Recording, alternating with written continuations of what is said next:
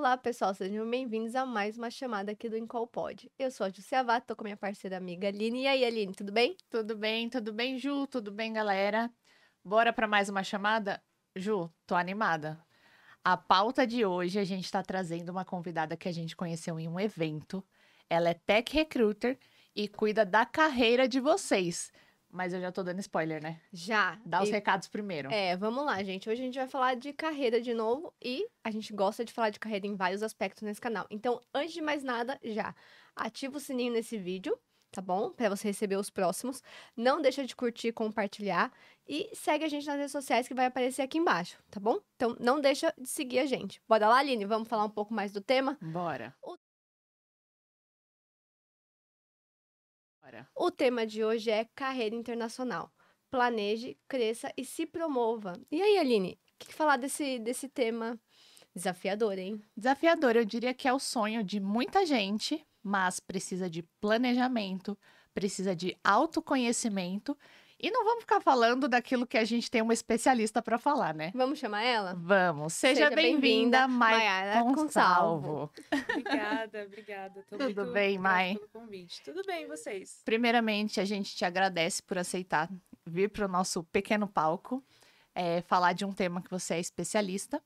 Vamos começar se apresentando para o pessoal de casa? Claro. Quem é a Mai? Bom, a Mai tem 6 anos de experiência com recrutamento e seleção. Já comecei naquele ritmo de consultoria, então já comecei atendendo clientes grandes ali do mercado. Tive a oportunidade de atender Big Techs, então Apple, Google, enfim. E desde o começo da minha carreira já quis acelerar, então eu sempre tive, né, esse perfil mais executor, assim, sempre muito curiosa, querendo entender tudo como as coisas funcionavam. E aí, conforme as coisas foram avançando ali na carreira, eu comecei a atuar num contexto mais internacional, mas ainda trabalhando aqui do Brasil. Então, eu recrutava profissionais aqui da América Latina para trabalhar em empresas americanas, ganhando em dólar. Até que eu entendi que, poxa, eu podia fazer isso comigo, né? Também estava aqui todos os dias, né, nessa rotina, e fiz a internacionalização da minha carreira. Então, hoje, né, eu atuo de forma remota para empresas americanas. Hoje, eu atuo como gerente dentro de uma estrutura de recrutamento de uma startup americana. E também sou fundadora da Consalvos, que é a minha empresa de mentoria de carreira internacional. Então, atuo em todas essas frentes. Já recrutei tanto para a área tech quanto para a área que a gente chama de corporate, né, que são as outras áreas que a gente tem. E acho que é isso um pouquinho sobre mim. Que legal. E eu vou emendar fazendo uma pergunta, né? Você falou de carreira internacional. Existem regiões específicas onde você apoia essas pessoas, essas empresas, ou é global? Qualquer, poderia chamar continente? Sim. A minha experiência com recrutamento, ela é uma experiência global. Eu já tive a oportunidade de recrutar, além de América Latina, para Estados Unidos, Canadá, Europa, até na Ásia, né? Eu já tive a oportunidade de expandir mercado. Eu fui responsável por fazer todo esse mapeamento, a gente conseguir ter operação em Ásia também. E enquanto mentora, né, o meu principal foco é Estados Unidos e Europa. Mas por eu já ter essa experiência com recrutamento, eu consigo trazer, né, esse contexto também para outras regiões, caso tenha uma demanda nesse sentido. Que Interessante. legal. Mai, e aí, assim, aproveitando e vamos entrar um pouco ali no tema, você já falou da sua mentoria, e a gente sabe que para a gente pensar numa carreira internacional, a gente precisa pensar e fazer um alvo planejado. E acredito que você deva falar muito disso na sua mentoria. Eu queria que você falasse um pouquinho sobre isso. Como é fazer esse alvo planejado, né? O que requer para a pessoa ali que está pretendendo buscar iniciar, dar o start ali numa carreira internacional.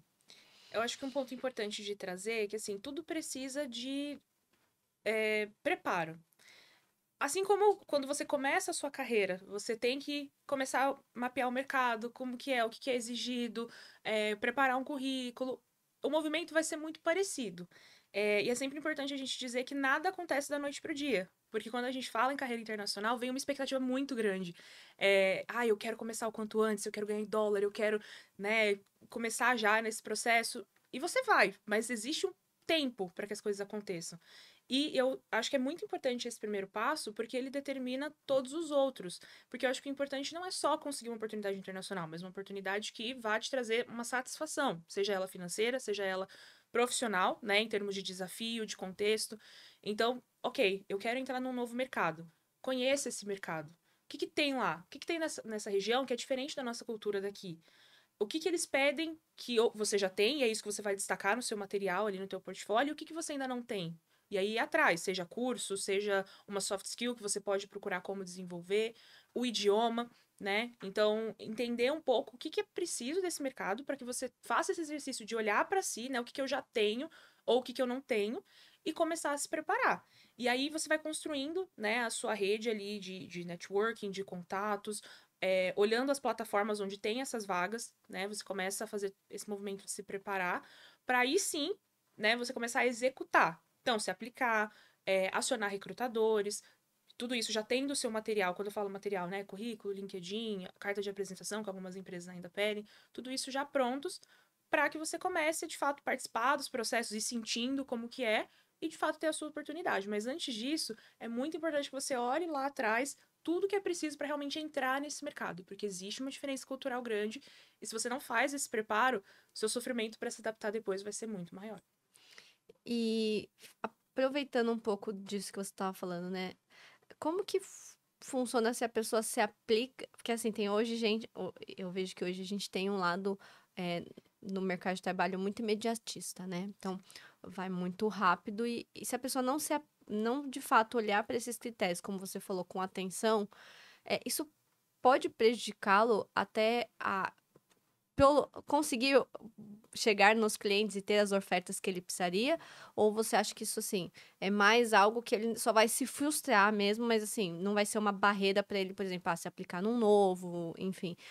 Porque, assim, o que eu enxergo, né? Vamos supor, eu venho até você, te entrego, né? Te entrego meu currículo, faço tudo que eu tenho que fazer, mas, assim, não me preparei para olhar o que precisaria. Aí, meu currículo hoje não vai de acordo com o que você espera. Então, você vai falar, poxa, eu vou ter que... Você vai fazer o natural, que é descartar. Esse descarte, eu posso ter queimado, talvez, uma oferta, sendo que se eu tivesse me preparado, você poderia até não ter a mesma oferta, mas você poderia falar, esse currículo eu posso guardar aqui no meu banquinho, que uma hora ele pode ser útil. Você enxerga que isso acontece atualmente? Sim.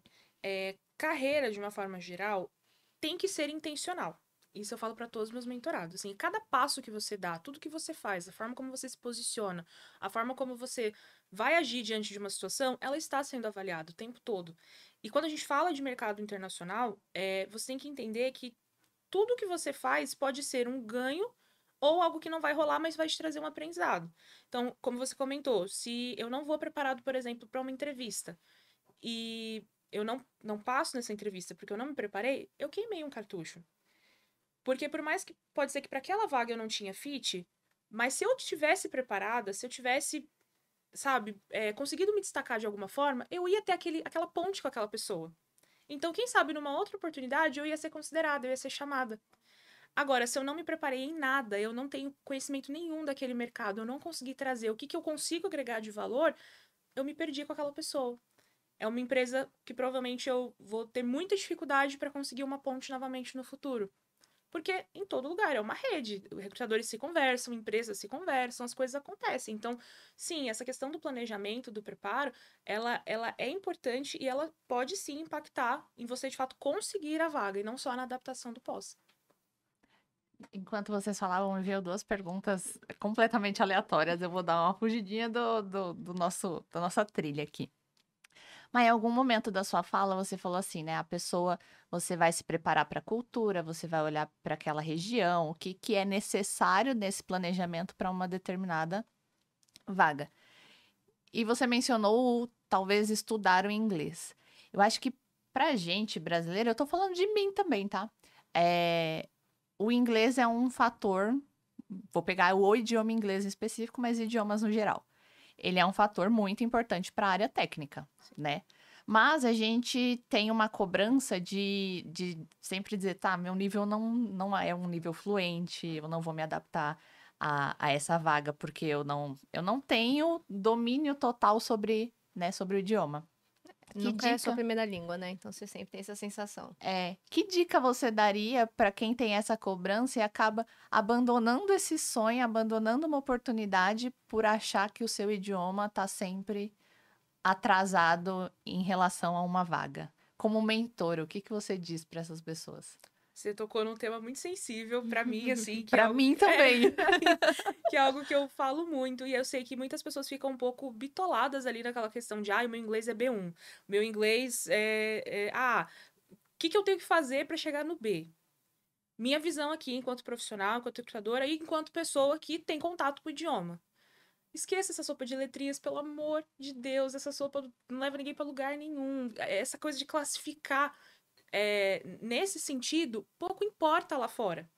E é isso que a gente, às vezes, não tem essa noção. A gente acha que não, se eu não sentar em frente ao recrutador e ele não falar que eu tenho inglês C1, eu não vou passar. Cara, pra ele não importa se você tem o C1, B1. Não é essa a denominação. É a sua comunicação. Se você consegue fazer uma comunicação clara, uma comunicação assertiva, entender o que eu tô te falando, me dar uma devolutiva e a comunicação acontecer, você fala inglês. Um outro professor pode te avaliar e falar que você é B1, mas se eu sentar com você, eu conversar com você, eu entender o que você tá falando, você me entender e a gente conseguir se comunicar, isso aqui caiu por terra. Eu te considero da mesma forma.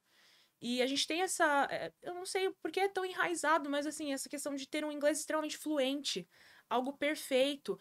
Mas eu não vou passar porque eu tenho sotaque. Você vai passar, você consegue se comunicar? A comunicação aconteceu?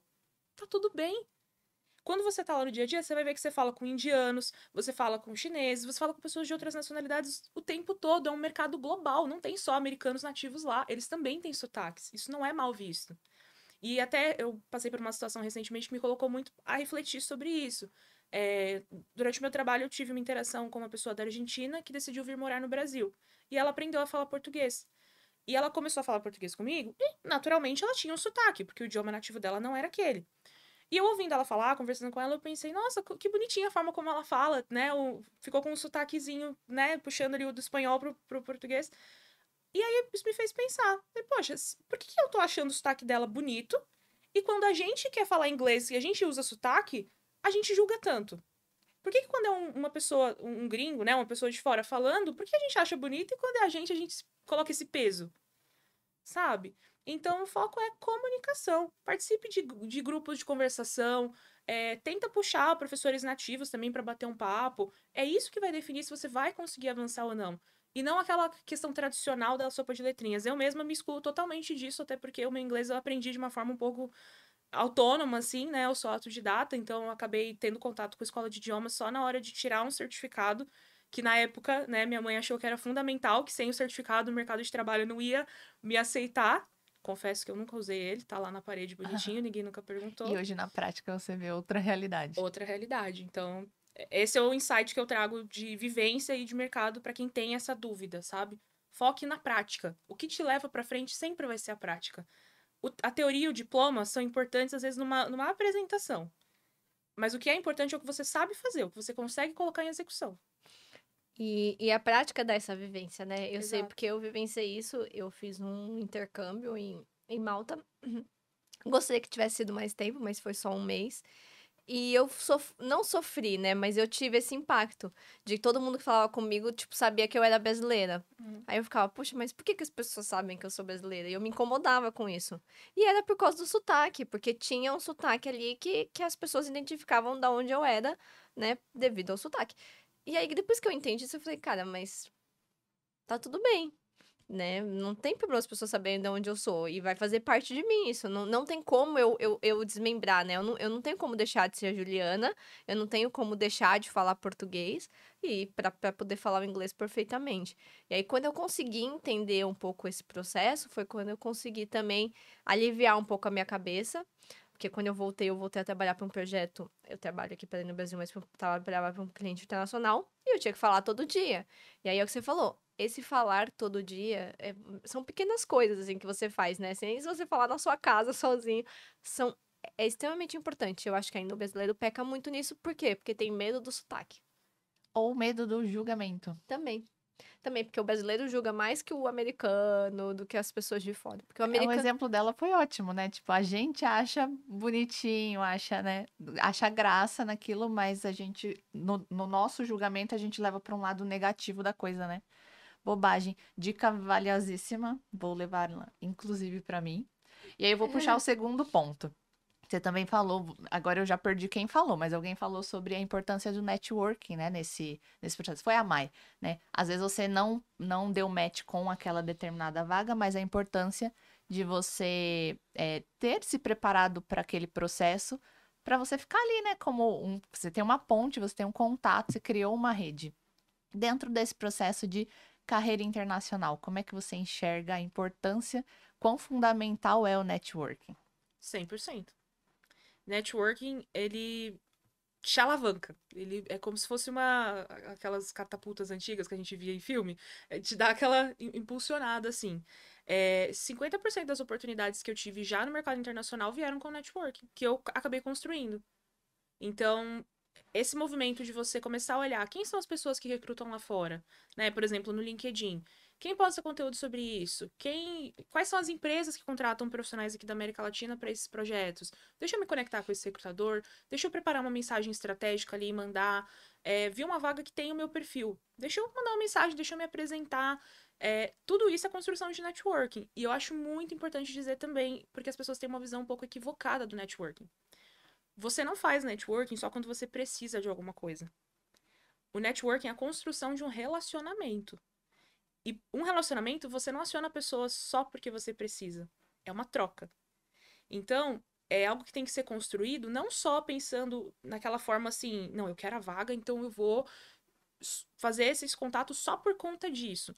Não. E você não precisa necessariamente estar procurando um emprego para fazer networking. Eu faço networking todos os dias. É uma pessoa que eu vejo um conteúdo e eu acho relevante, eu me conecto, eu mando uma mensagem. É uma pessoa que às vezes tá num segmento que eu acho interessante, eu chamo para um café virtual. Eu não preciso, né, no sentido de eu não tô com uma demanda que aquela pessoa pode fazer algo por mim naquele momento. Eu tô construindo uma ponte, eu tô construindo um relacionamento, porque se o dia de amanhã houver algo em comum em que a gente consiga se beneficiar, eu tenho ponte com aquela pessoa. Eu acelerei o meu processo antes mesmo de eu precisar executá-lo. Então é fundamental você já. Isso entra também até no planejamento. Então, você começar a fazer essa pesquisa. Quem são as pessoas ponto focais aqui que podem me levar para esse lugar que eu quero chegar? Quem recruta profissionais da América Latina para os Estados Unidos? Quem recruta esses profissionais para a Europa? Deixa eu me conectar, deixa eu ver as vagas que essas pessoas divulgam. Tudo isso faz parte do networking e ele acontece não só a termos de recolocação, mas quando você está lá dentro também. Você consegue se movimentar, você consegue ir para outras oportunidades, porque é carreira. E é um ponto que é importante trazer também. Não é só conseguir a sua primeira vaga. Você vai construir uma carreira internacional. Você pretende ficar a longo prazo? Então você tem que ter um networking sólido lá. Porque se algo acontece, né? Ou a empresa te convida a se retirar, o que é algo que pode acontecer, assim como no mercado Brasil, riscos acontecem. Ou você, né, decide procurar um novo desafio, isso tem que estar bem construído. Assim você se movimenta dentro daquele mercado e se mantém dentro dele. Então, sim, o networking ele acaba entrando muito nessa parte também. E você comentou, né? Você usou exemplos práticos do seu dia a dia que eu deduzi que você faz, por exemplo, via um LinkedIn. Exato. Quais outras formas você.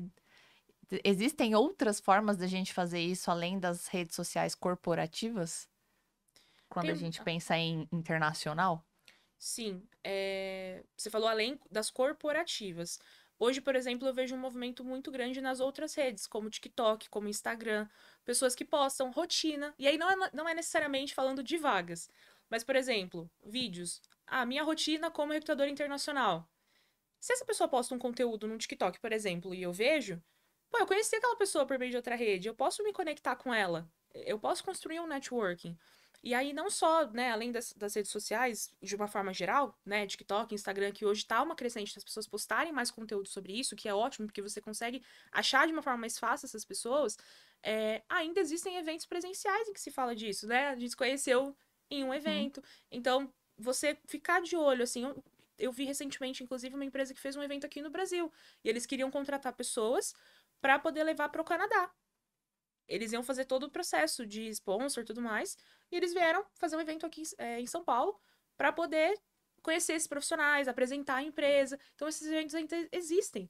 Então, pesquisar, olhar, se envolver, né? Isso vai um pouco além de só as redes sociais. Também pode envolver uma questão presencial. A gente tem falado aí em outros episódios sobre workshop, eventos, a importância de tudo isso. E principalmente quando a gente fala de network, lógico, o network em virtual é muito mais fácil, mas o network face to face, é, é muito mais efetivo, vamos dizer, porque você dá outra cara, você consegue dar outro visual. É o que você falou, você fala assim, vamos fazer um café virtual. Poxa, aí já é mais legal também, porque aí inclui fala, né? Só digitar, a pessoa. E acho que você falou muito sobre isso, né? Sobre a pessoa também tem que saber a forma como ela vai se posicionar, né? Para que ela consiga ali, no digitar, passar a mensagem que ela queira para você corretamente. Porque se ela não passar a mensagem efetiva, não adianta. Você vai olhar e falar, não vou contatar, porque isso aqui não é o que não tá na minha linha. Quando a gente fala, a gente já dá um outro tom, né? Porque a voz, ela tem um sorriso, vamos dizer. Sorriso na voz, que pra digitar não tem. E quando você tá cara a cara, mais ainda, né? Porque aí muda completamente a conjuntura. Acho que é um desafio que a gente dentro da TI vem vivendo e a gente vive um conflito, né? Porque a gente gosta muito do online, a gente não quer voltar para o presencial, mas a gente sabe da perda por detrás disso, né? A Maia está cheia de dicas valiosas, é bom vocês irem anotando para ver que o sonho não tá tão distante assim. E agora eu vou dar sequência. Tá bom. Ô, Mai, conta pra gente como é que funciona um processo seletivo internacional.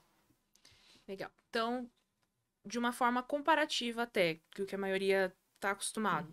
Tem o processo de aplicação, e aí é importante dizer que nem sempre essas vagas estão na aba comum de vagas, no LinkedIn, por exemplo. Isso tem um porquê, a gente pode explorar isso também. Após a aplicação na vaga, costuma ter uma conversa com o RH, importantíssimo, preparo nela, sou suspeita para falar, mas é ali que vai ditar se a coisa vai dar um engrenado ou não. É o primeiro filtro, né? É o primeiro filtro, o primeiro contato também. Após essa etapa, costuma ter a etapa técnica, né? Ou com o hiring manager, ou com um time técnico que faz esse tipo de entrevista. E, geralmente, mais 2 etapas. Uma outra call com o hiring manager, caso ele não tenha feito a entrevista técnica. E uma etapa final, geralmente com o CEO, porque as empresas que contratam, a maioria, né, das empresas que contratam profissionais para trabalhar remoto do exterior são geralmente startups, empresas menores e tudo mais. E nessa estrutura, geralmente, o founder, o CEO, costuma se envolver. Essa última etapa a gente chama mais de um fit cultural, assim, mais para se sentir, entender, né, se realmente dá aquele match com a cultura. Mas geralmente envolvem essas etapas. Interessante. E a gente pode falar um pouquinho de cultura? É algo, na verdade, que é uma curiosidade minha. Vou fugir de novo o roteiro. Mas o que você percebe de muito diferente da nossa cultura, por exemplo, para os Estados Unidos? Comunicação. Em que aspecto? A comunicação americana é muito direta. Então, foi até um choque quando eu entrei nesse mercado, porque aquela questão do... Até o oi, tudo bem, O tudo bem não existe. Não existe. Não, é... Hi, hope all's well. Então, eu espero que seja tudo bem. Se não tiver, também não tô te perguntando. Segue o bonde, entendeu? Estamos aqui para trabalhar. É isso. É bem isso mesmo. Então, é muito direto. Então, preciso de tal coisa, fiz ok. E no começo, dependendo, né, do perfil do perfil do candidato, do perfil do profissional, pode ficar uma sensação de, nossa, eu não tô sendo bem aceito, as pessoas são muito diretas comigo. E não é isso, é cultura. Conforme você vai tendo as vivências dentro desse contexto, você vai percebendo que é natural. E você vai mudando a sua comunicação também. Hoje eu me comunico de uma forma muito mais direta. E eu percebo isso. E eu tenho que tomar até um pouco de cuidado, porque eu trago isso pro português, pro dia a dia. Então, Tá sendo direta demais. Acho que a Mayara está ocupada. Não, você só tá. Não, é que eu, sabe, acaba que meio que emergiu, né? Então, minha comunicação deu uma mudada nesse sentido. Mas acho que é o primeiro ponto. A comunicação é completamente diferente. Aí pode haver um choque no início, sim. E pro europeu? O europeu, ele costuma ser mais... Ele também é mais direto, porém ele valoriza mais o relacionamento. Aquela questão do cafezinho, né? O europeu, ele tem mais. Eu acho que tem uma coisa que o europeu traz que o americano eu não vejo tanto. A questão do horário finalizado. Então, por exemplo, existe a rotina de trabalho. O europeu, geralmente, 4 horas da tarde, 5 da tarde no horário deles, acabou. Fechou, tchau. Até Você amanhã. não conversa mais. Terminou, não terminou, amanhã, o problema é de amanhã. O americano, ele costuma estender mais essa cultura. Porque o foco do americano é resultado. Então, é aquela coisa mais... assim, né? Não terminou, dá pra estender um pouquinho. Não de uma forma abusiva, assim, que você tem que ficar estendendo. Mas não é visto de uma forma ruim se eu falar, eu vou ficar um pouquinho a mais que eu preciso terminar essa tarefa. Entendeu? Então, eu vejo essas diferenças. O europeu, ele acaba valorizando mais essa questão do relacionamento, porém, quando se fala de dia a dia, existe um limite maior entre trabalho, vida pessoal, a questão de qualidade de vida. E o americano, ele já mais foca em resultado, a comunicação direta e, né, essa questão mais, assim, voltada à métrica, sabe? E a gente brasileiro vai, Nossa, gente, é uma mistura muito doida disso tudo aí. a gente vai até quando der. Aí uma outra coisa que eu queria falar, e você me disse se é verdade ou não, que é o que eu senti na prática, para ambos os dois. Uma outra dica muito importante: horário. Horário das reuniões. Começa pontualmente, finaliza pontualmente. E se não tem mais o que se falar, a reunião é encerrada e acabou. E se não terminou a reunião, se não conseguiu terminar e o horário deu, acabou. É uma próxima reunião. Agenda novamente, depois não estende. Não tem extensão. Ah, não, mais 5 minutinhos. Não tem mais 5 minutinhos. O horário tá marcado até Compromisso. tal horário, acabou. Interessante, deveríamos aplicar mais, eu só acho. Não são assim? São extremamente pontuais. Os dois, né? Tanto o europeu quanto o americano, né? Os dois, extremamente pontuais. Se uma coisa começa às 10 horas, você entra 10:01, você já percebe um olhar de julgamento, assim. Tipo, você está atrasado. Então, eles respeitam bastante isso. E algumas experiências que eu já tive, essa questão do se passar o horário, eles encerram, não foi tão dessa forma.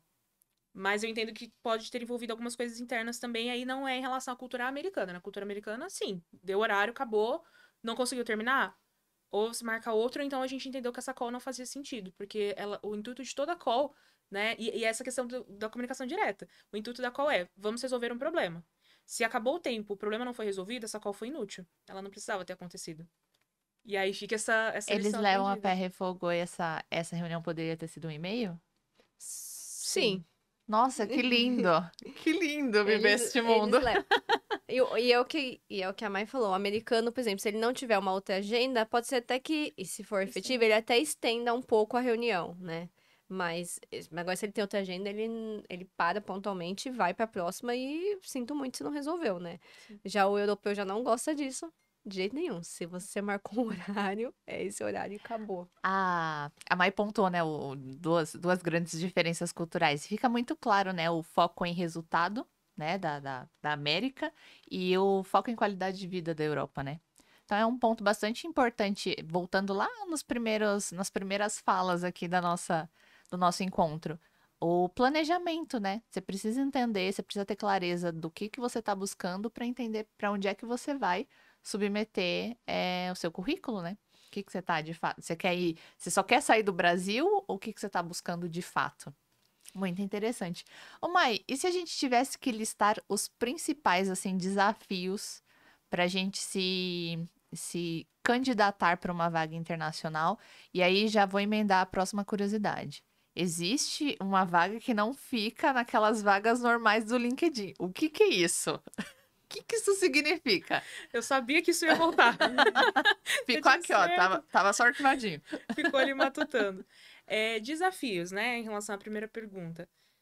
Encontrar as vagas acaba sendo um pouco desafiador, porque é um processo diferente da BIA de vagas do LinkedIn, sim. Alinhar a sua experiência com aquilo que aquele mercado novo exige acaba sendo um desafio se você não tem esse conhecimento, né? Você conseguir alinhar isso se torna um pouco mais difícil. E principalmente alinhar a sua apresentação pessoal, que é algo que você vai levar para a entrevista. E é um ponto importante retomando, a questão do ser intencional. Porque se você desde o início não decide ser intencional, então eu tô procurando esse mercado porque eu tô buscando isso e, né, o meu foco é esse. Você vai ficar perdido e também a forma como você vai se apresentar, o recrutador percebe. Se você tá só, eu tô aqui explorando o mercado, né, tô aqui de boa, ou então não. Eu já sei o que eu quero, eu mapeei, eu estudei, eu vi a empresa, eu me apliquei e eu tô aqui por isso, por isso, por isso. Isso faz toda a diferença no processo. Então, acho que esses são os principais desafios, assim, eu não vou entrar na questão do inglês, porque eu acho que esse é um desafio já consolidado para a maioria das pessoas, né, por questões culturais, assim, de Fluência, eu sei que é um idioma que muita gente tem dificuldade mesmo de aprender e tudo mais. Então, é um tema que sempre é trazido como um desafio, não deixa de ser. Mas também é muito dessa questão do preparo emocional, por isso que, né, até pela minha formação enquanto psicóloga, eu sempre trago isso em mentoria, trago bastante isso nas palestras, todo lugar que eu costumo falar, porque tem que ter essa questão da inteligência emocional, do controle, para você justamente não se sabotar, né? Achar que às vezes por um inglês que você acha que é ruim, mas você nunca sentou com alguém que tá nesse contexto para conversar, entender se realmente é isso que você tá pensando, você deixa de se aplicar. Oportunidades poderiam triplicar o seu salário, que poderiam te levar para um nível que você nunca achou que você ia chegar, que pode te levar para conhecer lugares, porque em algumas empresas, a gente estava até falando da questão do presencial, eles fazem alguns eventos 1, 2 vezes no ano presencial, e às vezes eles levam você para ir para o país, né, para viajar, para conhecer o time e tudo mais. Então você perde essa oportunidade que eu considero uma oportunidade única, né, assim na vida, né, de você ter essa exposição, porque você se sabotou. Porque você achou que você não era capaz, mas você nunca falou com alguém que poderia te falar, que tem o conhecimento, assim, que tá no dia a dia.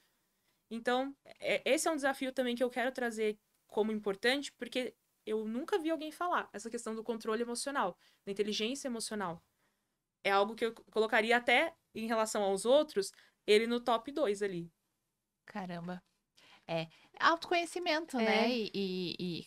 É, Você transformar isso em controle emocional é muito rico, porque ele foge literalmente das nossas emoções. Você tá ali se dispondo para um processo onde você sabe que vai mudar a sua cultura, você vai estar longe das pessoas conhecidas. É um negócio que mexe muito com o nosso sentimento. E aí você já leva isso até para uma entrevista, né? Exato. Atenção. E você vai ouvir muitos nãos. Não ache que não. Porque é normal. Nem sempre aquela vaga que você olhou que é dos sonhos, de fato ela é pra você. Porque tem questões internas. Às vezes o que a empresa está procurando pode ser que não tá alinhado com aquilo que você está procurando, mas a empresa não vai falar isso. E aí às vezes você recebe uma negativa de um processo, dependendo de como você encara isso, o mundo caiu pra você.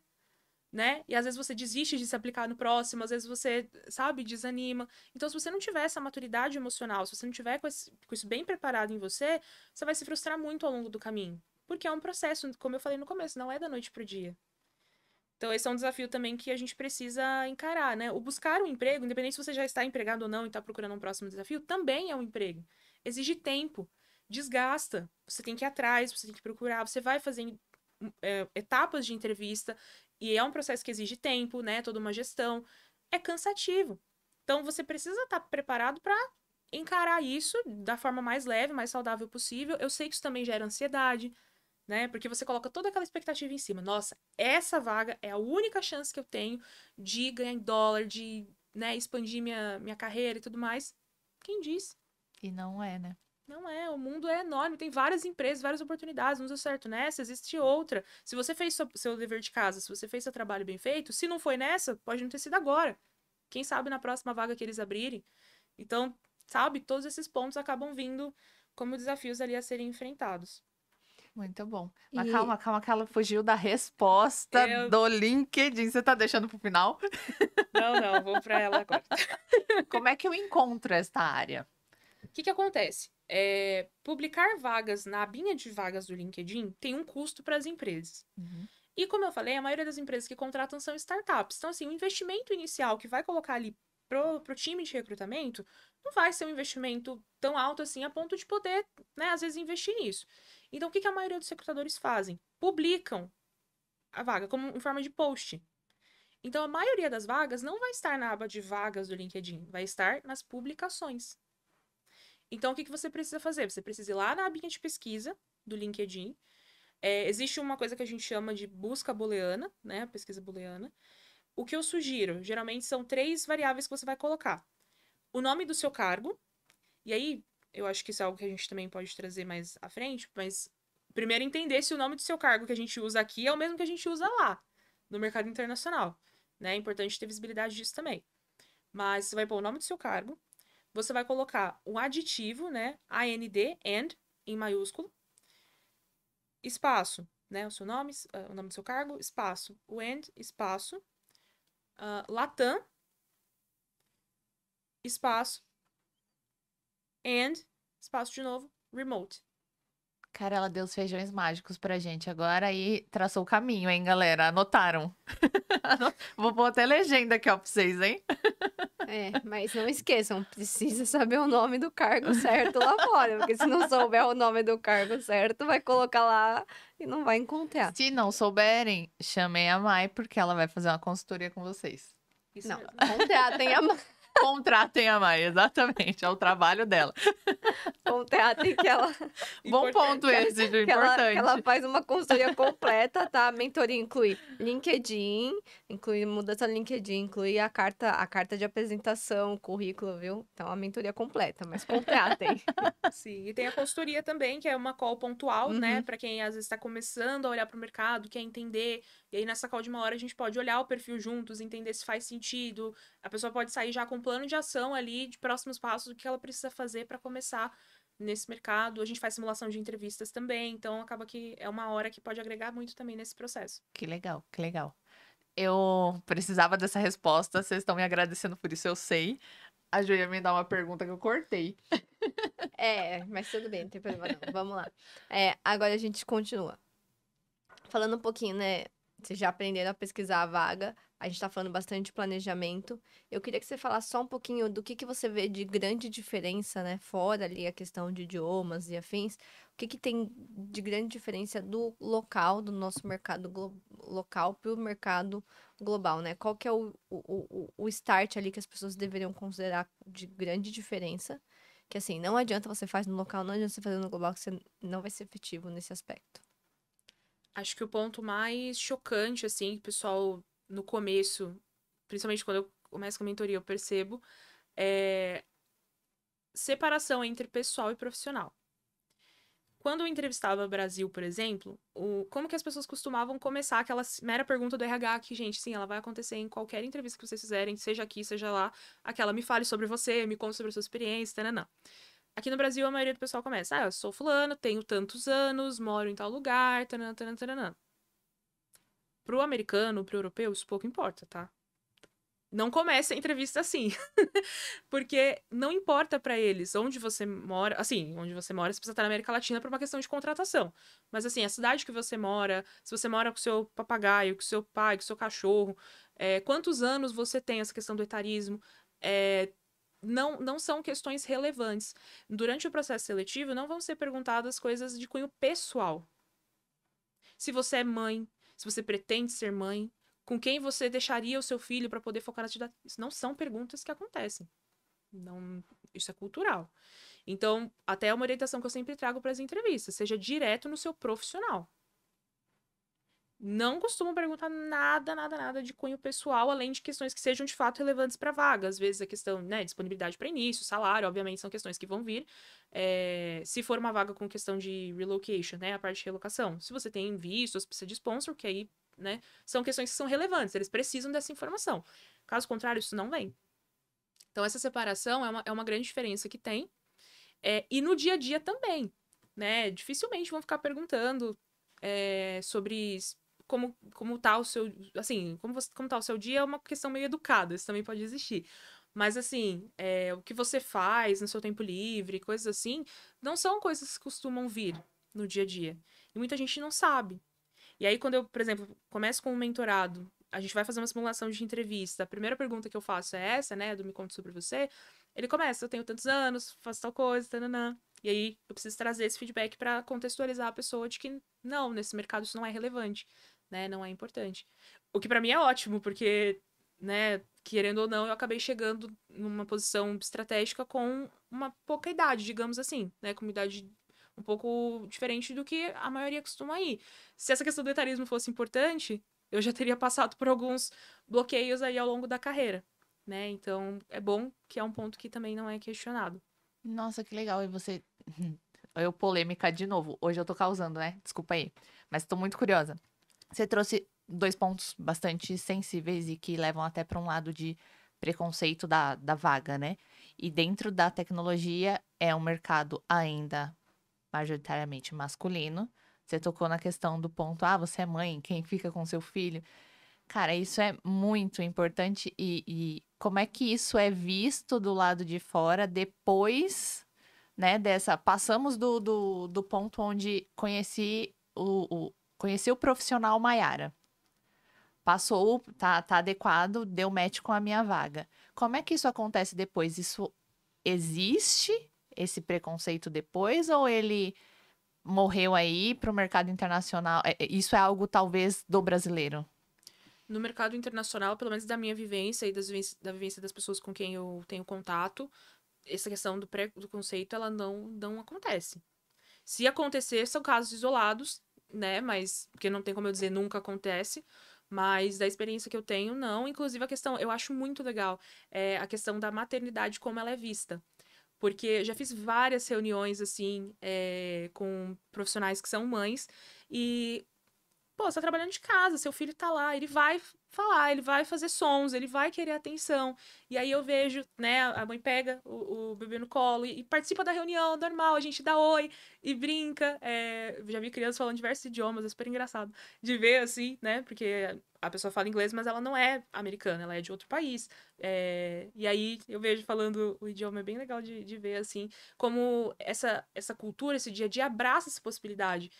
Hoje eu não sou mãe, mas eu tenho vontade de ser mãe no futuro. E eu penso nisso. Penso, poxa, quando eu decidir ser mãe, minha rotina vai permitir que eu consiga manter o meu interesse profissional, porque não é porque eu vou me tornar mãe que a Maiara profissional vai deixar de existir. E isso vai me permitir continuar exercendo a maternidade, né? E aí eu vejo isso de uma forma muito legal. E é algo que eu vejo nas mulheres que trabalham comigo. Então, eu já presenciei situações, por exemplo, em mercado Brasil, em que a mulher estar trabalhando e a criança vir pedir atenção não é algo bem visto. Você vê que na reunião, às vezes, as pessoas fazem uma expressão de tipo, nossa, tá incomodando, né? E no mercado internacional eu já não vejo isso acontecendo. A criança é incluída, né? A mãe vem, pega no colo, a gente brinca, conversa. E aí, às vezes, a criança está mais agitada, ela dá uma calmadinha ali, né? E aí fica ali, naquele momento, presenciando e tal. Se a mãe também precisar desligar a câmera, falar, ó, vou dar uma atenção aqui, tá tudo bem. Sabe? Isso não é mal visto, tá tudo bem. Vai cuidar do que é prioridade, vai dar atenção, né, pro seu bebê. Depois você toma, se precisar remarcar reunião, remarca. Se precisar, depois a gente manda um e-mail com tudo que foi discutido, você se intera. Não tem problema nenhum. Eu diria que é cultural e também acho que tem muito a ver com os modelos de contratação, né? Sim. Você ser medido pela entrega ou você ser medido pela sua... Ou você está ali comprometido com uma jornada, uma carga horária de trabalho, né? Isso tem um peso bastante diferente no dia a dia. Mas não vamos levar para o lado negativo da coisa. Trabalhar no Brasil é isso aí, gente. Somos brasileiros, acontece. Faz parte, mas é um ponto bastante curioso e positivo. E é isso aí. E aí, Mai, a gente falou muito sobre planejamento, sobre start, mas assim, eu queria ouvir você falar um pouco assim, conseguir se manter, crescer, olhar para tipo movimentos técnicos, né, da área, certificações, coisas que possam agregar para esse crescimento. O que é fator determinante para que eu consiga fazer uma crescente a partir do momento que eu conseguir iniciar em uma vaga de fora? Uhum. Sua postura e soft skills. Quando eu falo postura, eu me refiro a comportamento. Então, assim, habilidades técnicas brilham os olhos num currículo. Mas no dia a dia, o que brilha os olhos é a forma como você se posiciona, a forma como você se comunica, a forma como você age. A cultura americana ela é muito voltada para a resolução de problemas. Você é contratado para resolver problemas. A empresa tem pontos que ela precisa resolver e você é contratado para isso. Importante também depois a gente falar um pouquinho sobre essa diferença de modelo de trabalho. Porque é algo que interfere na questão da cultura também. A gente pode retomar esse ponto depois. Mas esse ponto de como você vai agir no seu dia a dia é o que vai determinar o seu crescimento. Então, quando você chega, né, tem um onboarding, se entregue para esse momento, tente entender qual que é a cultura aqui, né, porque é apresentado todo esse ponto, como são os processos, mergulha nos processos, seja curioso, pergunte, não tenha medo. Não tenha medo. É muito melhor você perguntar, você confirmar, até porque às vezes, se você não tinha contato diário com o inglês aqui, você fica meio inseguro. Será que eu entendi isso mesmo que a pessoa falou? Será que é isso mesmo? Confirma.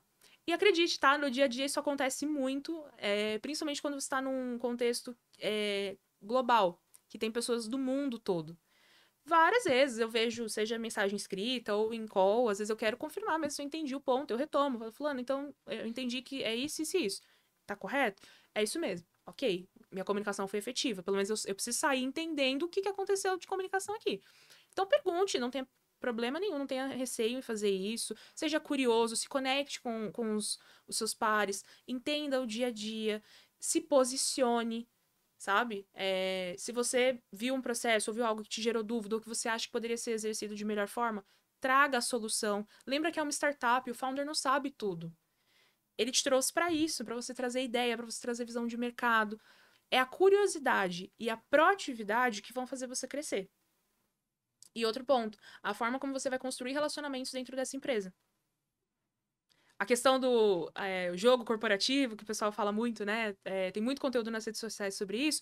É em qualquer lugar do mundo, tá, gente? No mercado internacional não é diferente. Então, saber se conectar, saber influenciar, saber trazer sua visão de mercado, né? Tudo isso é o que vai te ajudando ali a alavancar, a crescer, a ter seu aumento, sua promoção, a ser bem visto no mercado. Porque lembra que eu falei, uma carreira a longo prazo, é importante, né, que você também tenha a sua marca profissional, não só para aquela empresa, mas se posicionando dentro daquele contexto. Então, tudo isso são pontos que você pode começar a exercer desde o seu primeiro dia. Aliás, eu sugiro até desde a entrevista. Tem uma pergunta que eu sempre falo para os mentorados fazerem ao final da entrevista, para já ter clareza de algumas coisas e quando começar, você já vai saber o que é esperado de você e aí você já começa a executar. A gente não vai fazer a pergunta aqui, né? Tá bom, Mai, tá bom. Depois você pergunta no off pra ela, Vou que perguntar no off. talvez ela te conte. Só na costura, brincadeira. Depois eu conto. Agora as caixinhas bombando, né? Qual é a pergunta chave do final da entrevista? Muito bom. Que gera muita curiosidade. Gera, eu já tô Inclusive, aqui, ó. Essa pergunta eu fiz antes do meu desafio atual. E quando eu entrei, eu já tinha clareza de tudo que precisava ser feito. Eu já cheguei, assim, numa postura de execução, no sentido, claro, né, respeitando o momento do onboarding e tal, mas já demonstrando que eu estava ciente daquilo que era esperado de mim, já trouxe antecipadamente um plano de ação que eu tinha pensado. Isso foi muito bem visto, me ajudou a alavancar bastante ali as coisas. Então, com certeza, na prática, eu mesma aplico e tem resultado. E você falou muito sobre as contratações iniciais serem mais em startups que estão mais abertas ali para esse trabalho remoto.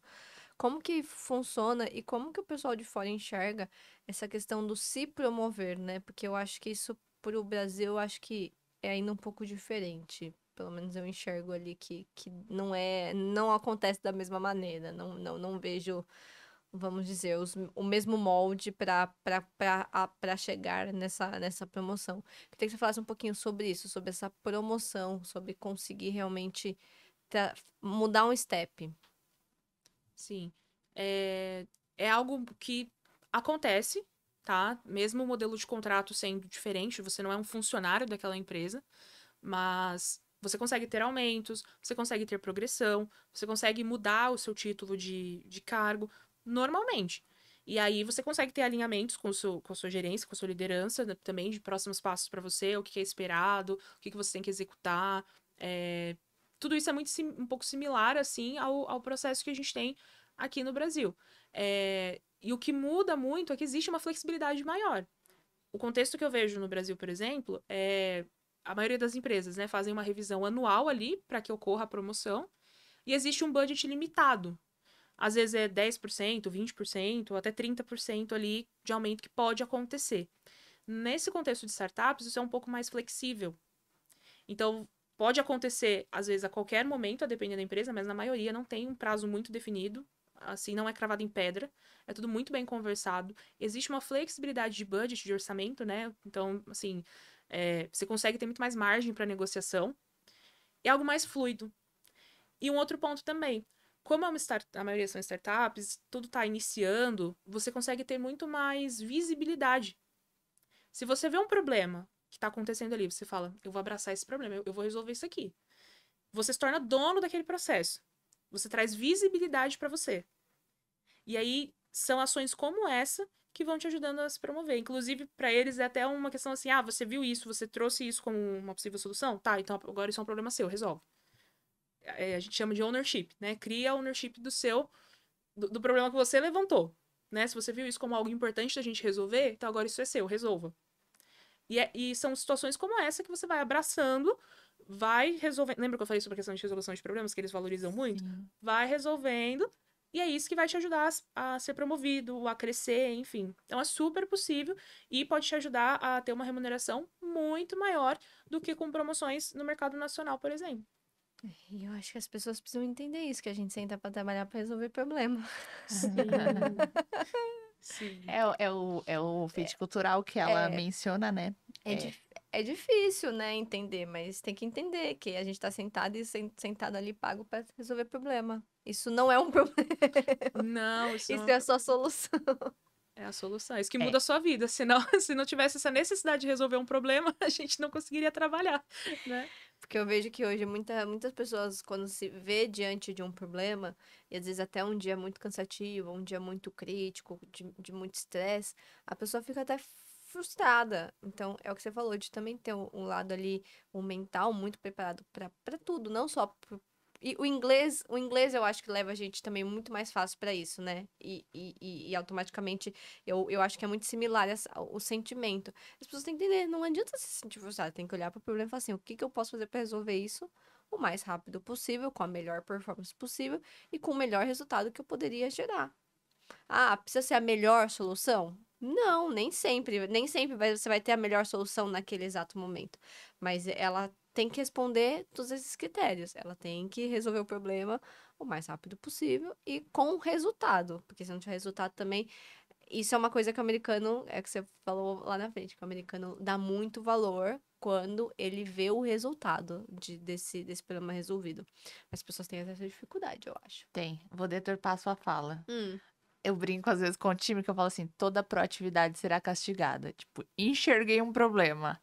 Aí trouxe para uma agenda, para uma reunião. Às vezes sai da reunião geralmente dono do seu problema. Tipo, puta, apontei o problema, mas vou ter que resolver ele. Aí a galera que faz se cala. Não leva o problema. Não, gente, tem que levar.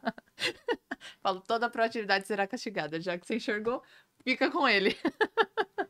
Acontece essa brincadeira do dia a dia, mas é muito, muito do que a Ju falou. A gente é pago para resolver problema, embora às vezes a gente veja isso como um. Mas, dando sequência, o Mai, você contou, deu a dica valiosa aí, o caminho das pedras para a galera encontrar a vaga. Mas do ponto de vista agora do recrutador, como é que eu, candidata, ajusto, por exemplo, o meu LinkedIn, o meu currículo para ser encontrada por um recrutador internacional? Sim, isso também envolve a questão do planejamento. A gente acaba voltando um pouco para o planejamento. Porque o que acontece? Lembra que você precisa entender o que aquele mercado exige, o que ele pede, como que funciona? Então, você precisa ter isso claro para você entender o que você coloca no seu LinkedIn. Então, o que eu sugiro? Lembra da pesquisa? Como você acha a vaga?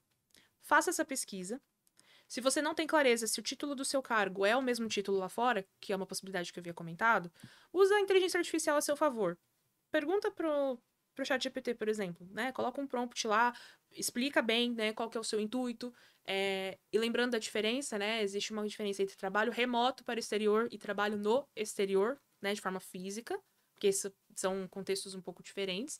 Então, explica no prompt, fala o que você quer, entender quais são as nomenclaturas de cargo para sua atuação, explica o que você faz, se você tiver um currículo atual, coloca lá também as informações para entender as suas responsabilidades, e aí, beleza, entendeu quais são os possíveis nomes de cargos que você pode atuar. Faz essa pesquisa da vaga, na aba de publicações, pega umas de 3 a 5 vagas dentro do seu perfil. Aí você vai lá de novo na inteligência artificial, vai colocar as descrições dessas vagas e vai perguntar quais são os denominadores em comum. Quais são as palavras-chave que eu preciso ter no meu perfil para que ele seja atrativo para recrutadores internacionais. Ali ele já vai te trazer algumas possibilidades de palavras que você precisa ter no seu perfil para que seja atrativo, para que você consiga ser encontrado. E é a partir disso que você vai construir seu currículo e seu LinkedIn. Como eu sou encontrado por recrutadores, né? Respondendo a sua pergunta. Você tem que ter um LinkedIn que seja coerente com as palavras-chave que a sua área exige. Porque como funciona na prática? O recrutador, Muitas vezes, ele tem uma ferramenta, né, o LinkedIn Recruiter, em que a gente consegue fazer o hunting. Tem alguns lugares que eu até mostro a tela, como que faz, aí as pessoas vão vendo o funil caindo quando eu mostro as palavras-chave e tudo mais. E aí lá, nessa ferramenta, eu consigo colocar exatamente o que eu tô procurando. Eu consigo filtrar por cargo, né, o nome de cargo que você coloca. Eu consigo filtrar por palavras-chave, então palavras que você tem no seu perfil. Localidade, idiomas, tudo isso eu consigo filtrar. Então, o seu perfil precisa ter isso para que você apareça lá na minha busca. Ou, às vezes, se é uma empresa que, pela mesma questão dos recursos, para publicar vaga na aba de vagas, também não fornece a ferramenta, a gente faz de uma forma um pouco mais manual. A mesma busca que eu faço nas publicações para achar as vagas, eu faço para achar candidatos também. Só que, em vez de ir em publicações, eu vou em pessoas. Então, de qualquer forma, o seu perfil tem que ter essas informações. Então, é sempre olhar o que esse mercado está pedindo, quais são as palavras-chave. Por isso que chama palavras-chave. O LinkedIn, na própria ferramenta, chama dessa forma. Então, encontrar quais são as exigências, os requisitos e garantir que o teu perfil vai estar refletindo isso. E aquela palavra essencial ali para o teu cargo, então, exemplo, vou trazer um pouco para a tech. Se você é um desenvolvedor Python, cara, enche teu perfil com Python, mas não é encher sem intencionalidade. Se você é um dev Python, você usa bastante Python, eu preciso que você dê visibilidade. Tanto na sua headline, que são aquelas palavras que ficam abaixo do seu nome, quanto no seu sobre. Fala quanto tempo você tem de Python, o que você já fez com Python, que projetos que você já atuou, nas suas experiências profissionais. Toda vez que você usou Python, você vai colocar a palavrinha do Python lá. Que você usou, para que você usou, qual foi o resultado que você teve. É isso. Não é só jogar, né, a palavra lá. Então, é colocar, né, o máximo de vezes possível, que quanto mais você coloca, mais você vai aumentando no seu ranking de aparecer para mim primeiro. Que interessante. Não sei se você fechou a linha de raciocínio, mas eu lembrei de uma outra entrevista que a gente estava falando sobre a importância da nossa galera, né, da tech, ter o perfil do LinkedIn atualizado. E ele fala, as suas skills, né, tipo, as suas... Qual o termo que ele usa? Competências. As suas stacks, seus conhecimentos técnicos, né? Mencione o máximo de vezes possível. E uma das dicas que ele disse para você conseguir mostrar qual é o seu repertório, qual é o seu nível de conhecimento. Por exemplo, eu estou trabalhando num projeto técnico, sou um desenvolvedor. Fiz ali um projetinho e fiz uma publicação sobre esse projeto. Isso influencia no momento da sua seleção ou não? É mais o profile mesmo? É mais o profile. Até porque quando a gente faz essa busca pela ferramenta, eu não consigo filtrar publicações. Uhum. Vamos lembrar de um outro ponto também. O recrutador, ele olha, às vezes, 100, 300 perfis no mesmo dia. Não há tempo hábil para olhar todas aquelas abas. Então, o que eu preciso focar, que é mais prioridade aqui? A headline, o sobre e as experiências profissionais. Então, a publicação, ela é mais para você ir construindo o seu networking, para as pessoas irem conhecendo o seu trabalho. É importante divulgar os projetos que eu faço? Eu entendo como importante, sim, para você ter uma visibilidade para o seu perfil. Porque outras pessoas da sua área vão interagindo com o seu conteúdo e não é virar influenciador nem produtor de conteúdo. Poxa, eu fiz um projeto aqui na minha área, por que não colocar na rede onde eu preciso exaltar a minha profissão? Então, deixar um portfólio ali, né, colocando informações. Mas a termos de o recrutador, isso influenciar se ele vai te achar mais fácil ou não, vai depender da técnica que ele tá usando para te achar. Se às vezes ele tá rolando o feed dele, as publicações dele, ele viu o seu perfil, a publicação que você fez. Poxa, eu vi que essa pessoa atua com essa stack, eu tenho uma vaga. Ok, você pode ser abordado. Então, sim, aumentou suas chances.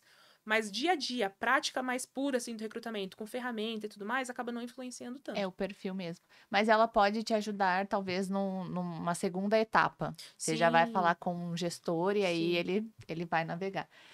Tô mencionando porque aconteceu comigo agora, recente. Tô com uma vaga em aberto. E aí, a gente pediu um case. É outro ponto também que eu queria perguntar, né? Como é que isso rola lá fora. A gente pediu um case... A pessoa, né, o candidato, ele retornou esse case. Aí eu recebi do time de RH, tava olhando o case, tava achando legal, tal. O episódio vai depois, ele já vai estar ciente do meu feedback. Tava achando o case legal, E aí, falei, caraca, eu gostei da linha de raciocínio da pessoa. Enquanto eu tava vendo, chegou uma notificação do LinkedIn. Ele já tava vasculhando, acho que ele viu a agenda de de entrevista, apareceu o nome e sobrenome, ele me achou no LinkedIn, ele estava me stalkeando, e aí aceitei e fui lá olhar o perfil dele também. E ele tinha vários projetos que ele publicou. Então, foi muito rico para mim na hora dessa avaliação, que tava vendo o case que eu tinha dado um problema para ele resolver, ele retornou, e consegui ver mais um monte de aplicação dele que ele publicou na rede. Isso é muito valioso. A galera deveria, assim, considerar divulgar os seus potenciais na rede. Com certeza. Pô, o GitHub também, né? Colocar ali, divulgar. Porque, para o ponto de vista do recrutador, a gente não entra tanto nessa questão mais técnica. Mas pro hiring manager, né? Pra pessoa mais técnica, sim, isso tem um peso, né? E aí você tem um acesso maior ao portfólio daquela pessoa. Sim, eu já vou muito mais direcionada para a conversa que vai acontecer, né? Já tenho muitas perguntas. Assim, basicamente, e principalmente para esse tipo de vaga que a gente tá falando aqui, você falou muito sobre isso, ter intencionalidade. E eu acho que o olhar estratégico é necessário, né? Se você não olhar estrategicamente, você pode ser muito bom mesmo, mas assim, dificilmente você vai ter uma gama de oportunidades Em uma em hora de alta. entrevista, em 2, 3 etapas, você não vai conseguir externar o seu potencial, né? Então, isso é algo que você vai construindo, e aí você tem que ter a intencionalidade de chamar a atenção de quem tem a oportunidade para você. E queria saber um pouquinho assim, ó, se você pode contar pra gente algum exemplo de erro grave que você viu que o candidato acabou se queimando por algum erro grave. Eu acho que isso é o que ela mais tem. E quais são os erros mais juntando nisso, quais os erros mais comuns que são cometidos aí pelos candidatos, seja no momento da entrevista, seja na hora de preparar o LinkedIn, enfim, seja na hora de trazer essa intencionalidade. Quando você fala erro grave, é em alguma etapa específica do processo, só pra eu pensar como ela disse, tem alguns cases, então só pra eu puxar Só para da filtrar gavetinha. aqui. Não, pode ser qualquer momento, o que você achar mais interessante. Vamos no mais difícil, que eu acho que é o conseguir. Conseguir uma vaga mesmo. Esse processo, tipo, tava lá no finalmente para conseguir, mas cometi vou falar, hein, uma cagada na minha última entrevista. Uma gafe. Uma gafe. Teve. Teve? Imediatamente. Teve sim. Teve. E aí é sempre aquilo que eu falo de pesquisar, de entender. A intencionalidade, uma coisa sempre vai puxar. Era uma etapa de fit cultural com o CEO da empresa. A gente tava muito confiante, assim, já tava preparando champanhe pra estourar o negócio vai rolar. E aí o CEO fez uma pergunta pro mentorado de o que você não tolera no seu dia a dia. Nossa, uma pergunta muito simples. Mais perigosa. Muito perigosa. Muito perigosa. Ele disse que não gostava de perder tempo revisando códigos ao final do dia. Era uma vaga de? Deve. Tá. E no final do dia, nessa empresa, eles tinham a call junto com o time de QA. Era só o que ele não ia querer fazer. Muito bom. E ele não tinha essa informação, mas assim, enquanto dev, o escopo envolve isso. Envolve fazer isso. Gostar, não gostar não é uma opção. Faz parte do seu trampo. E ele nem trouxe como algo que ele não gosta. Porque todo mundo tem atividades no seu trabalho, do seu dia a dia, de coisas que gosta menos, ou que são mais entediantes, ok. Ele trouxe como algo que ele não tolera. Então, assim, ele não leu o cenário nesse contexto. E aí assim que ele respondeu, o CEO retornou. Ele, entendi, né? Vou te falar um pouco do nosso dia a dia aqui. A gente tem as dailies tal horário, tananã. E aí, ao final do dia, geralmente tem a call com o time de QA pra gente fazer essa parte. Mas entendi, fulano. E aí, fez mais umas perguntinhas mais pra não dar aquela experiência tão ruim. E encerrou. E aí, ele recebeu a negativa. Ai, que triste. E era uma vaga pra ganhar muito. Só assim, foi um luto. Até pra ela, né? Tipo, não Foi acredito que ele perdeu essa oportunidade. Poxa vida, que triste. E, na verdade, é bem provável que ele só não... Ele errou na semântica, né? O intolerável. Ele quis escolher uma resposta tipo, é a parte do trabalho que eu menos gosto de fazer, mas... Ele, na verdade, ele não prestou atenção certinho nas entrelinhas da pergunta, né? Então, foi literalmente aquela pergunta pegadinha. Perigosa. Foi perigosa. E ele caiu, infelizmente, ele caiu.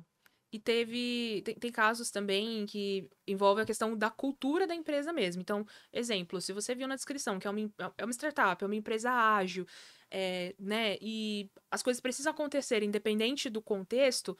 Se a pessoa te perguntar o que você valoriza, se você trouxer, eu preciso de tudo extremamente organizado, metódico e sem nenhum tipo de mudança.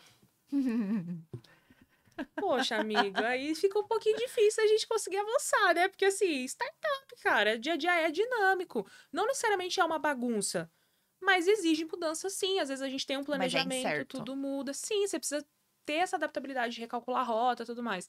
Aí, se você se posiciona, lembra do posicionamento? Se você se posiciona dessa forma, poxa, não deu match. Então... E aí, até uma reflexão. Se você realmente tem esse perfil... Tudo bem, você precisa refletir, porque pode ser que se você entre numa empresa nessa configuração, a longo prazo você acabe ficando bem infeliz, né? Mas, Sim. e se não? Se você falou aquilo... Por falar. Que você ficou nervoso porque você não se preparou pra entrevista. Você se queimou. Isso porque você não pesquisou. Dicas valiosas.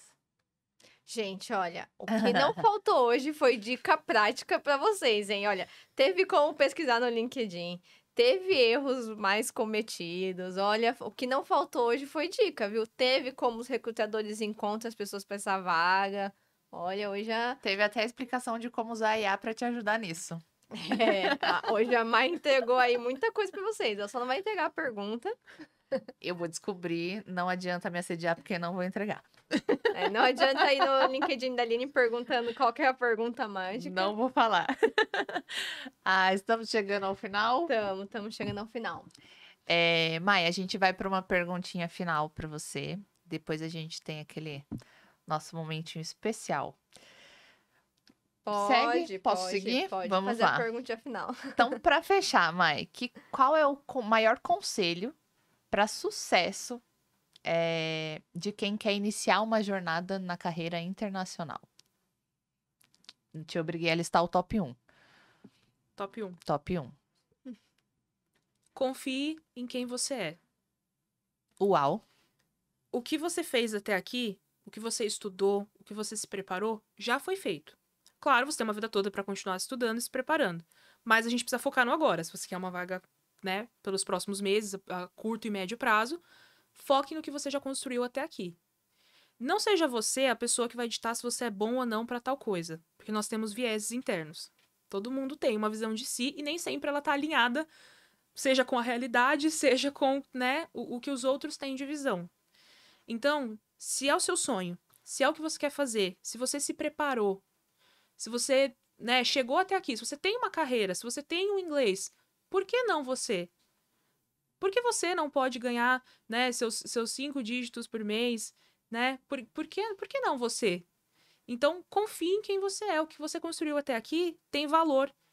Eu não tenho experiência internacional. Como que eu vou vender isso? Você tem experiência. Tudo que você faz é experiência. Traga isso a seu favor. O que vai fazer você vencer, seja no processo seletivo ou na carreira, é a forma como você se coloca. E se você não confia naquilo... Como que eu vou passar numa entrevista se eu não confio naquilo que eu tô vendendo? Que é a minha história, a minha trajetória. Antes do técnico, porque várias pessoas estão aqui para te ensinar isso. Antes, né, da questão do dia a dia, é você confiar que você é capaz, que você merece aquele lugar, que você tem potencial para estar naquele lugar. Se você tem isso claro, o mundo é seu. Eu tive essa experiência muito nítida para mim, assim, e para todas as pessoas que eu já consegui ajudar até hoje. Quando você entende isso, não existe limite para você. A gente que coloca limites na gente. Isso é um pequeno problema. Profundo, hein? Foi poderosa. Ela entregou tudo. Ela entregou como ela o conhecimento dela como recrutadora, entrou com a formação dela de psicologia. Foi. E, gente, ó, as redes sociais dela vai ficar aqui embaixo na descrição para vocês ir lá contratar a mentoria, viu? Mai, eu queria agradecer, né, esse momento que a gente teve, você compartilhar a sua experiência e, na verdade, você deu uma aula aqui hoje para o nosso público, né? Eu tenho certeza que eles vão assistir com muito entusiasmo e quem tá buscando uma oportunidade, você deu o caminho das pedras. Galera, a gente vai deixar aqui as redes sociais da Mai, sigam ela, acompanhem ela praticamente diariamente lá posta dicas para você se atualizar, como se comportar nas redes sociais para conseguir alcançar pessoas como ela. E quem estiver buscando essa oportunidade, a consultoria dela é fenomenal. A gente teve um pouquinho da experiência aí de acompanhar ela nos últimos meses. Mai, obrigada. Muito obrigada pela sua participação, muito obrigada por topar vir aqui conversar com a gente. E foi muito bom ter a oportunidade de ter te conhecido num evento. Então, viu, pessoal? Participem de eventos, network. Participem. É extremamente importante. A gente agradece muito, viu, Mai? Obrigada pelo convite, fiquei muito feliz. Espero ter contribuído. Muito. Muito. Pessoal, me acompanha aí nas redes, eu trago muito conteúdo, conteúdo gratuito, tem também minha mentoria, a minha consultoria, e tem a minha missão aí de ajudar cada vez mais pessoas a serem felizes por meio do trabalho que elas já fazem, porém, melhores remuneradas e com mais qualidade de vida. Muito bom. Muito bom. Bom, pessoal, chegamos ao fim de mais um episódio. Não deixe de seguir a gente nas redes sociais, de compartilharem esse vídeo, que vocês viram que ficou sensacional. Então, até a próxima chamada. Né, Aline? Beijo, tchau.